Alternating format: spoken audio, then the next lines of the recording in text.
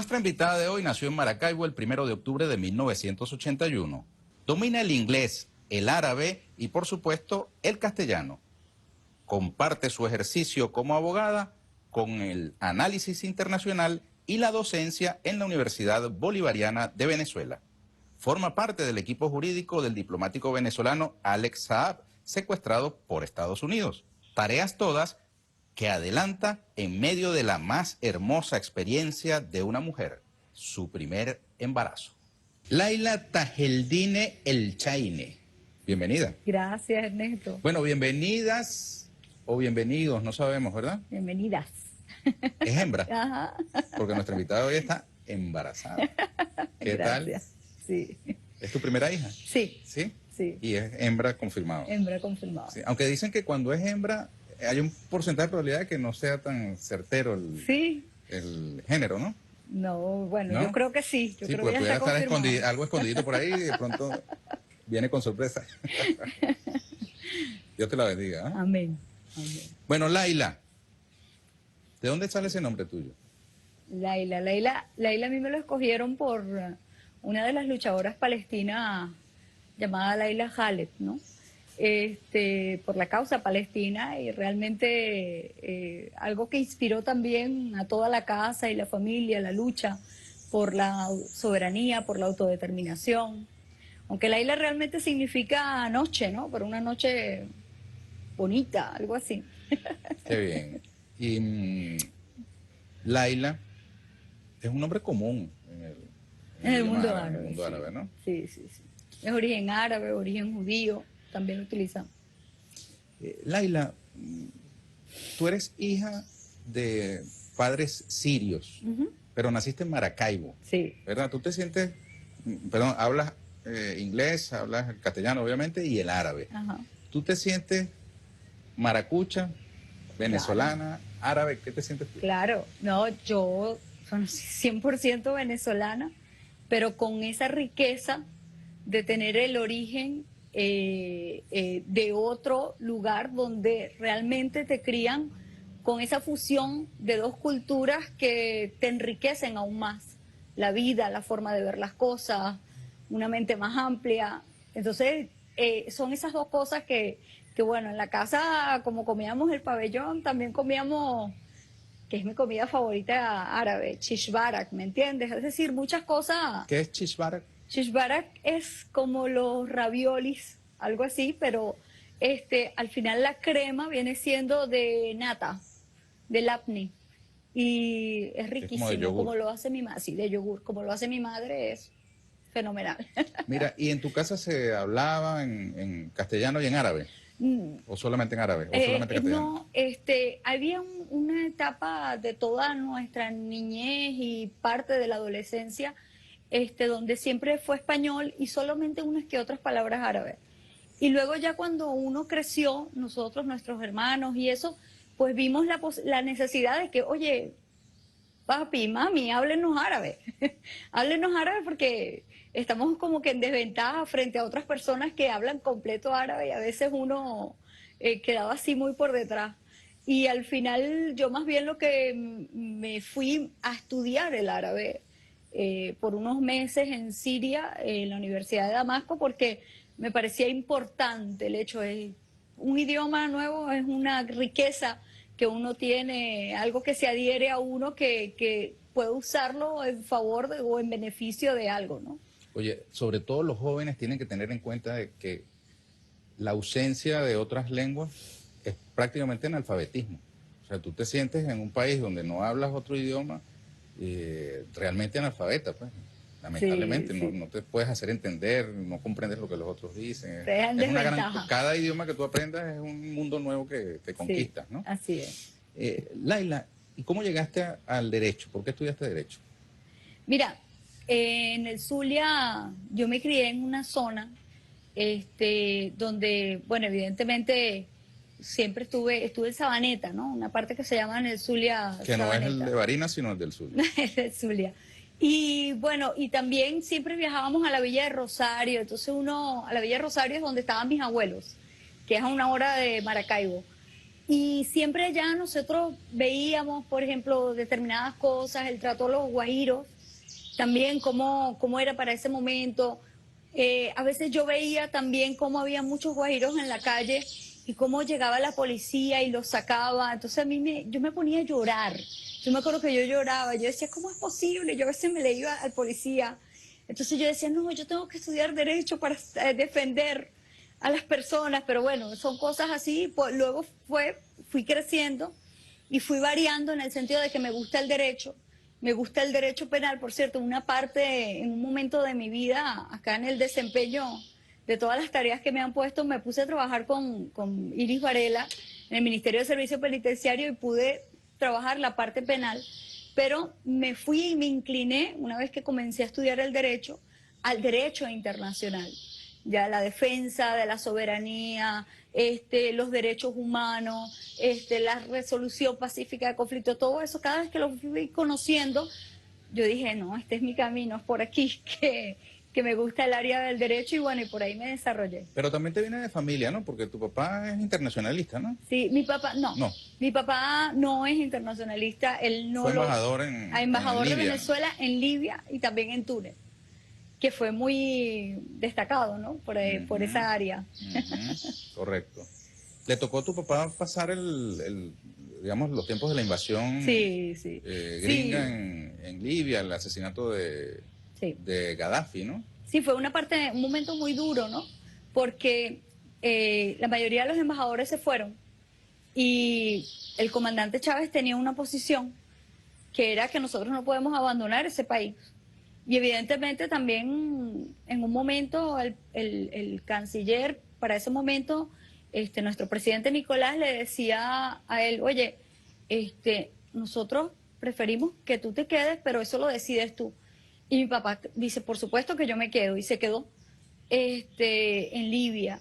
Se quedó hasta el último momento, que él sale el mismo día que entraron a matarlo a su residencia, que asaltaron su residencia, entraron a matarlo, porque cuando salen todos los embajadores, quien era el embajador decano era mi padre. Y en ese momento, pues, él era el que era una figura visible, salía por los medios de televisión, etcétera, y fue un punto, una vez que tomaron varias partes de Libia, entraron a su casa, que su casa quedaba bastante retirada. Era impresionante, o sea, era muy, muy dirigido hacia él.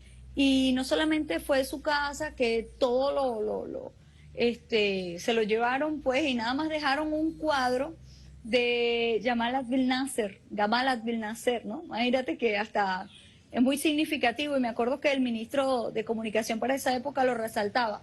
Dejaron un cuadro, pero también se metieron en la embajada como tal, ¿no? La residencia y la embajada, en ambos y se llevaron absolutamente todo, desvalijaron todo, toda la embajada y también le preguntaban en la residencia a los vecinos dónde se encontraba. Y uno de los vecinos fue el que lo logró llamar a él y decirle, no se te ocurra llegar a la casa. Y él inmediatamente parte a Túnez y en Túnez es que se queda muchos años más como embajador hasta que, bueno, terminó. Oye, que es sino el que tiene el África, ¿no? Porque a Gaddafi lo asesinan, Sí, Lumumba asesinado, Sankara asesinado, así es, y la lista pues podría seguir, ¿no? así es, Así que no así le ha es, tocado fácil a ese continente. claro. Y tú, Y desaparecen los cuerpos, Ernesto, ujú, que es una de las características allá. ¿Para qué? Para que el pueblo, o ellos piensan que el pueblo no tiene dónde ir, a quién, y siempre van a quedar para toda la vida, indiferentemente que hayan desaparecido los cuerpos. No se sabe dónde está el cuerpo de Gaddafi, no se supo dónde estuvo el cuerpo de Lumumba, y así lo hacen. mira, pero tu figuración pública ha sido más como analista internacional, incluso algunos te creen periodista, Sí. ¿verdad?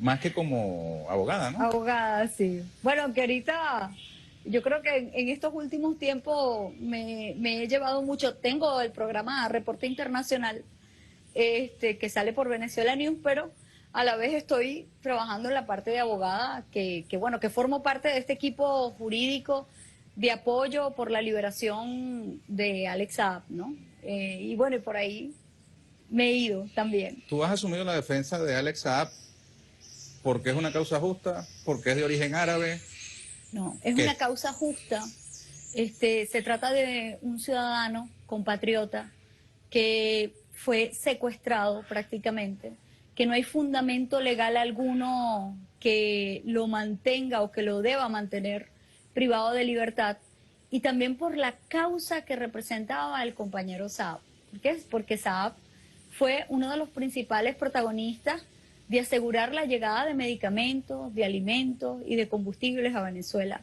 Y eso es sumamente importante porque yo creo que la causa de Saab es una causa de todos los venezolanos, ¿no?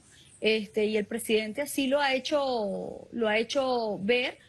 ¿Por qué? Bueno, porque por lo que él estaba haciendo y muchas de las cosas que él hacía, que nosotros no nos enterábamos, por supuesto, por lo que significaba, ¿no? En medio de ese feroz y criminal bloqueo, sanciones que ejecutaba Estados Unidos contra Venezuela, y realmente pocas personas como Alex salieron a dar la cara y a buscar y a crear una estructura financiera en función del interés del pueblo venezolano. Entonces yo creo que es una causa justa, es del pueblo venezolano la causa de Alex Saab. Sobre ese tema volveremos, pero primero tenemos que hacer una pausa y quisiera que ahondáramos un poco más en la invitada, por lo pronto, que no nos ha dicho si ya la chama tiene nombre. Sí. ¿Sí tiene? Al regreso de la pausa, Laila Tayeldine, el Chaine.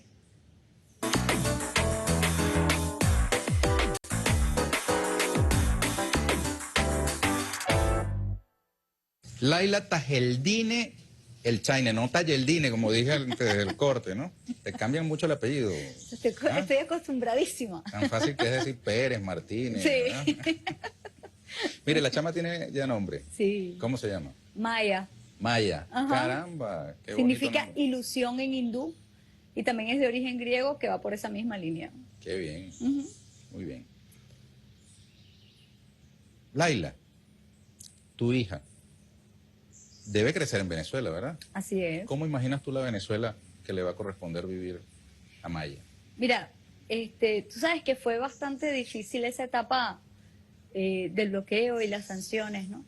Y la gente desesperada, imagínate tú que faltara la leche que requiere un niño, ¿no? Para su sano crecimiento, además de la alimentación, etcétera, o los recién nacidos que requieren, ¿cómo se llama?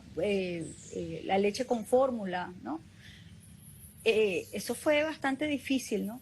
Yo creo que ya esa etapa es una etapa superada por unas medidas acertadas tomadas, como decía el presidente, también por determinados tubos de escape, ¿no? Que salieron, pero que evidentemente eso no hace que perdamos el norte, es decir, o el sur, ¿no? Hacia donde que mi niña y que bueno, que los niños también, la juventud, todos nosotros vamos otra vez a ese mismo rumbo que nosotros habíamos tomado, que es el de la reivindicación de los derechos inalienables de todos los seres humanos. Así me lo imagino. Porque estamos en un momento muy especial, ¿no? Venezuela vivió años muy duros, Sí. sigue viviéndolos, sí. Pero ahora el mundo también confronta situaciones tremendas, difíciles. Terribles. Estamos lamentablemente en un momento en el que se hace común hablar de la posibilidad incluso del uso de armas nucleares. Así lo cual pone en entredicho incluso la sobrevivencia de la especie humana en el planeta. Así es. Y bueno, mucha gente ha regresado a Venezuela, ¿no? Otros hacen vida en otras partes. En el caso de la juventud, tú que eres una mujer joven, madre primeriza, yo te hago la pregunta porque tener un hijo es una apuesta al futuro, ¿no? Así es. Hay gente que de pronto pudiera estar tentada a decir, no, mira, hay mucha incertidumbre, mejor no lanzarnos en esa aventura de la maternidad. Bueno, realmente eso es un sueño, yo creo, ¿no? Para muchas mujeres, yo creo que la gran mayoría de las mujeres, no voy a decir todas, y realmente yo, bueno, a mis 40 años de edad, porque tengo 40 años de edad. Y los dices sin problema. Es más que un sueño, ¿me entiendes? Llegar, tener a una bebé es algo muy importante. ¿Qué piensas tú, que además eres abogada, de esa corriente que ahora ponen entredicho también hasta el género, ¿no? Que dice en Chile, ¿no? Que no se consagra la mujer como mujer, sino como persona Menstruante. menstruante. No, no.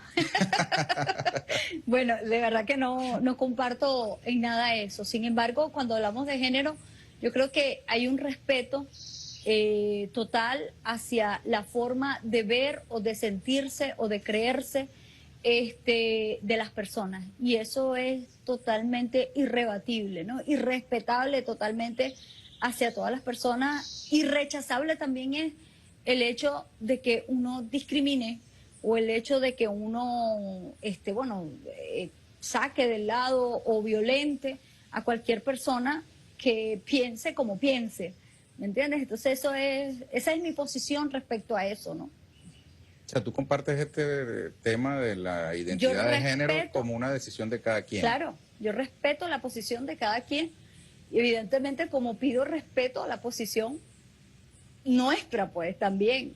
O sea, yo soy heterosexual y evidentemente ese tipo de cosas, eso no quiere decir que voy a negar a quien piense distinto a eso, pues. Muy bien. Mira, Laila, en este momento en que está saliendo al aire esta entrevista, el presidente Nicolás Maduro Moros está haciendo una gira euroasiática Sí. que ha tocado varios países y está, digamos, como relato paralelo la cumbre de las Américas, ¿verdad? Que se caracteriza este año por realizarse en los Estados Unidos y por la exclusión de Cuba, Nicaragua y Venezuela. Le ha ¿Cómo ves salido tú ese bien cuadro? caro. A Estados Unidos le ha salido bien caro. Tú sabes que ahorita en Estados Unidos, Ernesto, ya se habla de qué sentido tiene que Estados Unidos permanezca apoyando y haciendo la Cumbre de las Américas. Estamos hablando del propio creador de la Cumbre de las Américas que creó Mecanismo, mecanismo para aprobar lo del el ALCA, el perdón. ALCA. Y ese ALCA, evidentemente, fue frustrado 2005, Mar del Plata. luego 2015, la posición asumida por todos los presidentes, realmente lo que fueron es a darle duro a Estados Unidos en cuanto a su posición respecto a la región. Y en esta oportunidad pasó algo peor todavía para los Estados Unidos, y es que en su propio terreno Estados Unidos no fue capaz de convocar a toda la región. Además del grupo de los 3 países que ellos decidieron de forma irracional no invitarlos, como que si fuera opcional del país anfitrión, cuando esto no es opcional del país anfitrión. Aparte que no los excluyeron a unos, otros han decidido no ir. Y ya hay muchas personas dentro del territorio de Estados Unidos diciendo qué vergüenza hemos pasado y qué sentido tiene la Cumbre de las Américas, porque cada vez que sucede, sucede algo. O si no, sucede como sucedió en el 2018 en Perú, donde fue X, donde ni siquiera el presidente de Estados Unidos para ese momento, Donald Trump, fue.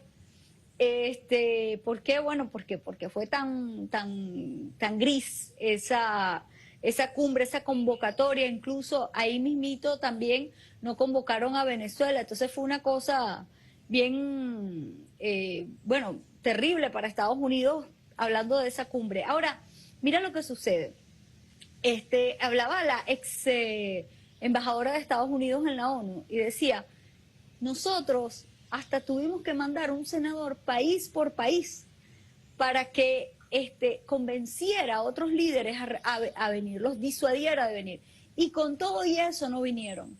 Hemos perdido la hegemonía en la región, hemos perdido el liderazgo en la región. Y eso es verdad, eso es una realidad que qué bueno que lo estén entendiendo en Estados Unidos.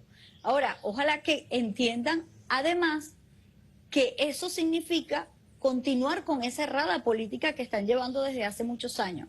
Porque desgraciadamente han salido muchos en Estados Unidos a decir que el bloqueo contra Cuba no ha funcionado, que no sirve, que hay que eliminarlo, pero nadie se atreve a eliminarlo de verdad. Incluso Obama, que fue el que tomó una de las medidas mucho más adelantadas respecto a la eliminación del bloqueo, y no fue gran cosa lo que hizo, y luego regresó Trump y las regresó todas y puso unas hasta peores. Entonces, date cuenta que, o desgraciadamente, los que están allí dirigiendo la política de los Estados Unidos pues solo representan los intereses de esas grandes corporaciones que no le interesa otra cosa más que buscar los mecanismos para imponerse. ¿Y cómo buscar esos mecanismos para imponerse? Bueno, no permitiendo un avance, sino más bien tratando de hacer aún peor la vida de los seres humanos. Y lo vimos no solamente con los bloqueos que se aplican contra Venezuela, contra Cuba, entre otros países, sino que también lo estamos viendo con esa política que han llevado por el mundo de siempre extracción, expoliación, robo y jamás retribución. Por eso es, o debido a esa política, es la ascendencia de China y su política en el mundo. ¿Por qué? Porque China llega, y China no es que no llega a regalar. China tiene sus intereses, por supuesto, y se beneficia a los países, pero también deja a los países. Da y recibe, es decir, un beneficio mutuo. Y eso es una de las cosas que Venezuela ha peleado, ha demandado, ha denunciado en muchas oportunidades, y por eso es que nosotros vamos por el mundo y decimos, mira, nosotros queremos acuerdos, queremos inversiones, pero de ganar, ganar. O sea, no se trata de expoliar, no se trata de robar, de tomar, llevarte, no, es ganar, ganar, es decir, para que no se repita eso que venía repitiéndose desde hace muchos años, que solamente tomaban nuestras riquezas y el pueblo empeoraba. ¿Cuál es la importancia de esa parte del mundo, Laila, tan lejana geográficamente por la que se encuentra en este momento el presidente Maduro? Mira, todo evidencia que esto es un recorrido que va por muchos países, bueno, que tienen sus riquezas, por ejemplo, Turquía. Venezuela y Turquía tienen más de 54 acuerdos en pleno desarrollo, se firmaron unos acuerdos en materia financiera, turismo y agricultura, pero evidentemente la fuerza en textil, en industria, en minería, en gas, en petróleo, todos esos aspectos son muy importantes. Ahora, también, cuando yo te decía gas y petróleo, también tenemos que contar aquellos países que tienen una fuerza en materia petrolera y son parte de la OPEP. Y en esa función esa es la gran importancia para Venezuela. Esos países que nos ayuda, cuyas políticas deben adoptar para levantar nuevamente el valor del petróleo que está ahora en buen precio, pero también las políticas que se están haciendo, y mucho más cuando Estados Unidos está hablando incluso de generar leyes que van en contra de los intereses de los miembros de la OPEP. Y que bueno, que ya desde Arabia Saudita y otros países han advertido a Estados Unidos que tomar una decisión como esa de unas leyes que vayan en contra de los intereses de los países de la OPEP y que atenten con esa soberanía que tienen los países sobre sus recursos, pues va a generar un efecto mucho peor del que está viviendo actualmente Estados Unidos, donde tienen casi un 50% de aumento del combustible, donde también tienen un problema en materia de alimentación y en otras materias. ¿Por qué? Porque justamente los costos de los alimentos, los costos de los vehículos, de las viviendas, entre otros. ¿Por qué? Porque, bueno, evidentemente no han tomado políticas acertadas. Y esto que se ha replicado ahora en Europa, que también lo impulsa aún más la situación de Ucrania, ¿no? Y el conflicto en Ucrania, de las fuerzas o de los poderes en el mundo en Ucrania, bueno, evidentemente eso ha impactado mucho más la situación mundial, el problema del trigo, la distribución del mismo, además de los hidrocarburos que estamos hablando, que es el gas, es la gasolina, es decir, el petróleo, entre otras cosas. Tú sabes que el cuadro geopolítico se está moviendo de manera muy interesante por allá. La guerra esta que tú has mencionado con sus efectos, pero también por aquí, por el continente. Sí. En Colombia acaba de ocurrir la primera vuelta electoral y resulta que los dos candidatos, el de la izquierda y el de la derecha, coinciden en una normalización o restablecimiento de las relaciones con Venezuela. Sí, y es bastante interesante eso, ¿no? Porque Venezuela en el ámbito mundial, por ejemplo, en la región nosotros hemos visto, ya solamente diciendo aquellos países que en un momento se levantaron en contra de un cambio en Venezuela violento, ¿no? Un cambio que vemos que incluso algunos de ellos, y en el caso de Colombia principalmente, aportaron para la desestabilización de Venezuela dieron sus territorios para la formación de grupos mercenarios para que practicaran, entre otras cosas, y eso no dio, fue frustrado. Venezuela también en el campo mundial de cómo, decíamos, se hablaba de 50 países, ahora máximo creo que se hablan de 7 países que apoyan a estos grupos terroristas, ¿no? En Venezuela, que se dicen oposición, ¿no? Pero sí, bueno, el hecho es A Guaidó, pues, que todo ha cambiado, sí. que por cierto no lo invitan a la Cumbre de las Sí. Américas. Te reconozco, pero no te invito. No, Es yo un tema creo que para los gringos, el- porque ellos, tú que eres abogada, ellos reconocen a Guaidó como presidente. yo creo que el hecho de No invitan a Maduro porque no lo reconocen como presidente, pero tampoco invitan a Guaidó, que es el que reconocen. porque Estados Unidos ahorita, o sea, Estados Unidos realmente no reconoce a Guaidó como tal en la práctica, pero Es de boquita. ¿ah? De boquita, como se dice coloquialmente. Sí, pero lo que pasa es que el hecho de reconocer a Guaidó le permite a Estados Unidos mantener su política en contra de Citgo o a favor de ellos por Citgo, o sea, mantener Citgo en sus manos y otros recursos del Estado venezolano en su poder. Entonces, evidentemente que mientras que pueda buscar la fórmula Estados Unidos de mantener o de tomar todo esto realmente en su poder, va a seguir reconociendo la figura de este personaje para ellos. Pero tú me preguntabas de Colombia. Sí. Yo te decía, Colombia es muy interesante lo que está pasando allí, ¿no? Porque hay sectores que ya han dicho, oye, es una política muy errada. Eso no quiere decir que no van a seguir existiendo grupos. Recuerda que estamos hablando de un Estado que se basa y gran parte de su economía se basa en el narcotráfico, en la producción de la cocaína. Son los primeros productores mundiales de cocaína en el mundo, pero también son los primeros productores de mercenarios en el mundo, ¿no? Pero toda esa política, pues evidentemente choca con la política actual de Venezuela. Política de tomas de grupos que trafican drogas, la política de evitar la entrada de mercenarios, la política de tomas en todas las fronteras del país que dan con Colombia, pues el hecho de neutralizar a estos grupos que hacen vida en el país, en la producción de drogas, en los laboratorios, entre otras cosas. Entonces todo eso choca con sus intereses y evidentemente van a hacer, pero allá ya la política, la alta política ya está hablando de estabilizarse con Venezuela, de retomar las relaciones con Venezuela. ¿Y es por qué? Porque es un clamor del pueblo, es un clamor. Capaz el de la derecha si llega, ultraderecha si llega, por cierto, ya estaba hablando de aumentar a 10 horas el horario laboral, ¿no? Pero mira, de Colombia también viene Alex Saab, y justamente su nacionalidad colombiana, que luego, digamos, acompaña de la nacionalidad venezolana por naturalización, es tema de polémica porque no le reconocen la condición de diplomático de Venezuela por ser de origen colombiano y además por haber desempeñado funciones de empresario más que de diplomático. ¿Qué dices tú ante eso? Mira, yo a veces me pongo a conversar con personas, ¿no? No todo el mundo tiene esa posición, eso es importante decirlo, pero sí es una matriz que se ha generado desde estos grupos que atacan realmente a Alex Saab. Mira, hay un aspecto bien interesante de todo esto. Yo siempre les digo, oye, ¿y mi papá?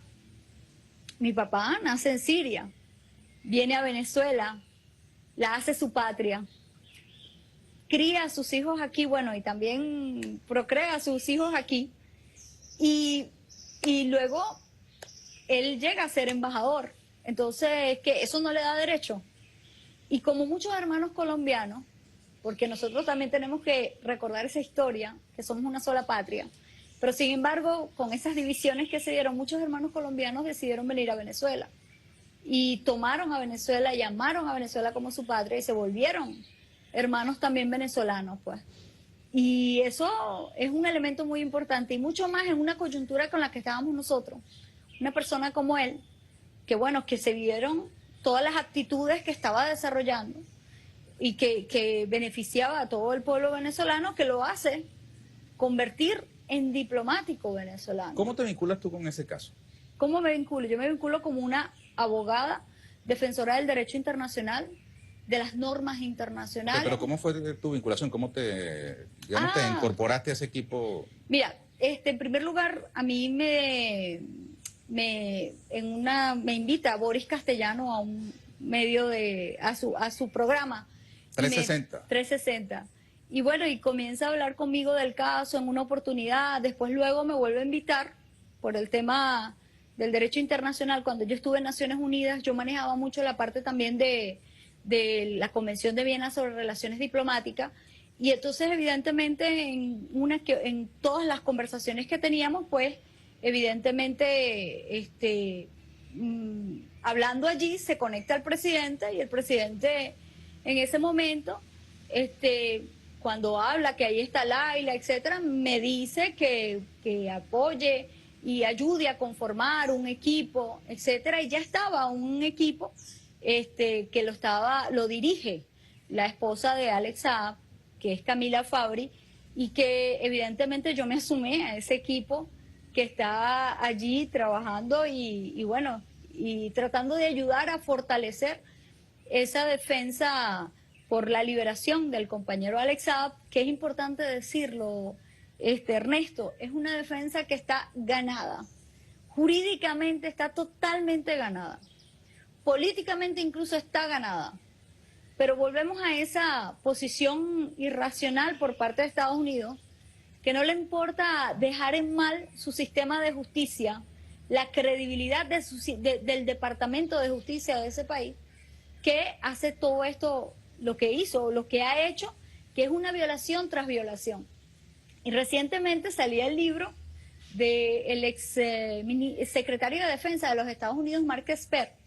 Y Mark Esper ahí confiesa realmente o confirma lo que ya el presidente venía confirmando, lo que ya todos venían confirmando, y era que el compañero era funcionario diplomático venezolano que ya venía ejerciendo sus funciones desde el 2018, no desde el 2020, luego de su detención, como lo dice Estados Unidos, y que solo en junio ya había hecho 3 viajes y en el tercero fue que lo secuestraron, pues. Pero Mark Esper decía, y lo confiesa allí, que Alex Saab viajaba a otros países para hacer acuerdos de alto nivel para llevar alimentos, para llevar combustible, para llevar medicamentos a Venezuela. Y luego decía, tenemos que tomarlo, tenemos que detenerlo para ver cómo es que sigue sucediendo esto en Venezuela y cómo se mueve todo ese andamiaje en Venezuela para que siga llegando todos estos elementos. Entonces, ahí Estados Unidos está confesando a través de este secretario de Defensa que ellos tenían conocimiento, porque solamente quien va a un país a otro a tener acuerdos de alto nivel y se reúne con personajes de alto nivel para tener acuerdos, firmarlos en nombre del país, que llevaba consigo todas las resoluciones y todas las cartas donde decían, yo estoy enviando a Alex Saab para que nos represente en la compra de estos combustibles, en la compra de alimentos, etcétera. Todo eso que lo tuvo después el gobierno de Cabo Verde, pues verifican realmente que él estaba ejecutando un acuerdo de alto nivel. Eso no lo hace cualquier persona, o sea, no es que va Laila, entonces yo llamo, mira, hice un acuerdo. No, eso lo hacen con plenos poderes, y esos plenos poderes, todos esos documentos reposan en Cancillería, están en manos de los abogados, y lo más importante, que cuando a Alex Saab lo detienen junto con una valija diplomática, y esa valija diplomática llevaba consigo todas las acreditaciones o todos los documentos que lo acreditaban como diplomático venezolano para ejercer las funciones. En ese momento iba por compra de combustible a Irán. Laila, hubo una información que señalaba que Alex Saab había suscrito un acuerdo con la DEA. Sí. ¿Cómo es eso? Mira, nosotros siempre cada vez se sacan algo de Alex, ¿no? Y eso es sumamente importante porque nosotros, cada vez que va a suceder algo, que hay una audiencia, que hay algo, siempre van a sacar algo. ¿Para qué? Para de alguna manera bajarle la credibilidad a Alex o la ascendencia que tiene en toda Venezuela. Incluso cuando sacaron eso, la gente preguntaba, oye, ¿eso es verdad? Y evidentemente que es falso, falso Pero no hubo completamente. un abogado que lo confirmó. No, el abogado no lo confirmó. El abogado lo dijo taxativamente que él no puede manifestarse con respecto a ese caso, ya, porque evidentemente ni siquiera Alex lo tenía ahí para preguntarle, porque el abogado era el abogado penal de él que está llevando la acusación penal que están haciendo contra Alex. Pero luego hay una carta que saca Alex inmediatamente cuando se dio, donde la publica el propio abogado, David Ripkin, y el abogado ahí ratifica lo que ya todos sabíamos acá, que eso es falso, que él nunca ha cooperado con la DEA, pero luego sale el presidente de nuestra Asamblea Nacional, Jorge Rodríguez, y lo dice claramente, oye, ¿cómo un colaborador se le tortura de la manera que Alex se le torturó? ¿O cómo a un colaborador se le arrancan los dientes? ¿Cómo hacen esos tratos tan inhumanos contra un colaborador, no? Y realmente se entendió y se sabe que eso que hizo Estados Unidos realmente es para debilitar el caso de Alex Saab en los venezolanos, dentro del pueblo venezolano, porque es un caso y es una solidaridad que cada vez está creciendo más, Ernesto, y que evidentemente, como decían en estos días, es un caso que ya está entrando en las camioneticas, está entrando en todas partes. ¿Por qué? Porque el caso de Alex Saab trastoca cada uno de los hogares venezolanos. ¿Cómo lo trastoca? Bueno, quien se benefició en un momento del CLAP, pues evidentemente ahí entró Alex Saab en su hogar. O quien se benefició porque se pudo transportar porque tenía combustible. Entonces, de esa forma es que se benefició con Alex Saab y entró a su hogar, entró a su casa. Entonces, eso es justamente lo que nosotros tenemos que tener claro.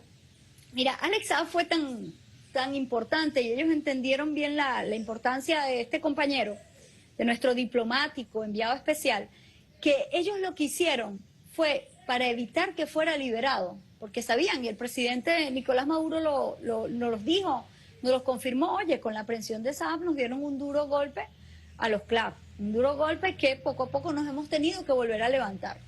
Entonces, ellos hasta pusieron un buque de guerra que lo trasladaron desde el Mediterráneo, desde las costas de Siria, hasta el territorio de Cabo Verde, para evitar que Alex Saab escapara, para intimidar al gobierno de Cabo Verde, que tenía una presión internacional tremenda, que tenía 2 decisiones de la Comisión Económica de África Occidental, no la Comisión, sino la Tribunal de Justicia de la Comisión Económica de África Occidental, donde decía inmediatamente, debes liberarlo, debes indemnizarlo y debes de reponer todo el daño que has hecho. Y no fue así. ¿Por qué? Por la presión de Estados Unidos y también por esas promesas falsas que le dio Estados Unidos de hacer una embajada, de darle no sé cuántos millones de dólares para que puedan utilizarlo en la economía, entre otras cosas. Lo cierto es que hoy Estados Unidos tiene en su territorio, un diplomático,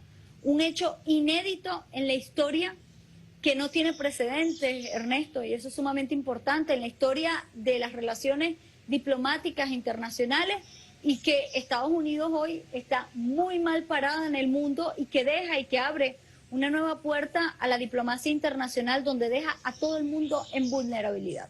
Ahora, tú dices que ese caso está jurídicamente ganado, políticamente ganado, según tus palabras, pero ahí el triunfo es que el prisionero deje de serlo, Así ¿cierto? es. Y eso Así es es. imaginable. Que el secuestrado deje de serlo. Claro, porque todo está en la decisión de Estados Unidos. Por eso que nosotros insistimos, Alex Saab está secuestrado. Lo que hay ahorita es un proceso de dilación de los tiempos. No es el mismo caso, pero sí el mismo argumento, el que tienen los defensores de Ilich Ramírez Sánchez en Francia, que fue secuestrado por el gobierno francés en Sudán y tiene también 2 décadas, ¿no? Claro. Por cierto, un activista de la causa palestina. Por ¿no? supuesto, por supuesto.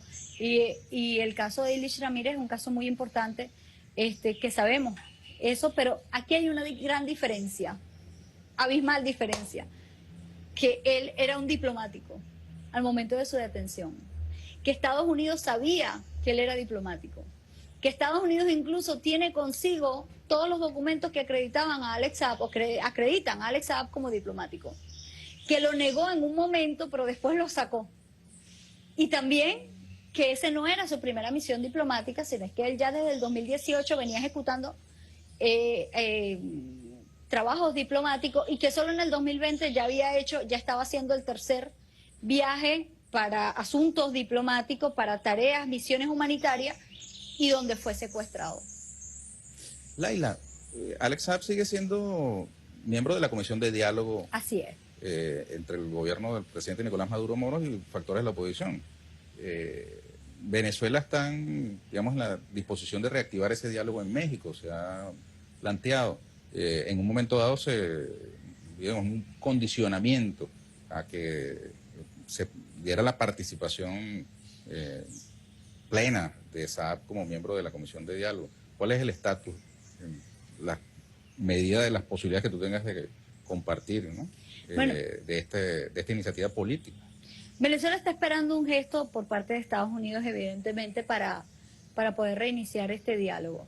Y eso es lo ha dicho el presidente de la Asamblea Nacional, lo ha dicho el propio presidente Nicolás Maduro.